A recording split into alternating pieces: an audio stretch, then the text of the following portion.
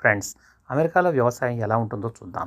ఒకే రైతు కింద కొన్ని వందల ఎకరాల భూమి సాగులో ఉంటుంది.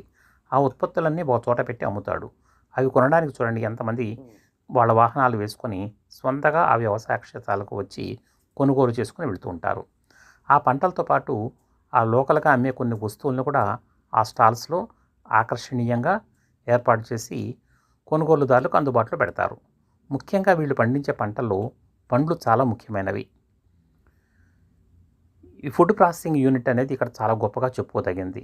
ఇక్కడ ఎన్నో పండ్లు పండుతాయి. వీటిలో ముఖ్యంగా స్ట్రాబెర్రీస్. ఈ స్ట్రాబెర్రీస్ కూడా చాలా రకాలు ఉన్నాయి. పండ్ల నుంచి వీళ్ళు చాలా కమ్మనైన ఐస్ క్రీమ్లు తయారు చేస్తారు. ఇవి కొనడానికి చూడండి ఎంతమంది క్యూలో ఉన్నారు. తీయని ఐస్ క్రీములు వెంటనే అందుబాటులో ఉన్నాయి. దాదాపు 30 రకాల ఐస్ క్రీములు. ఈ పంటలు పండించే యంత్రాలు చూడండి ఎంత భారీగా ఉన్నాయో. మన దేశంలో ఇంత లాభసాటి వ్యవసాయం ఎప్పుడు వస్తుందో కదా.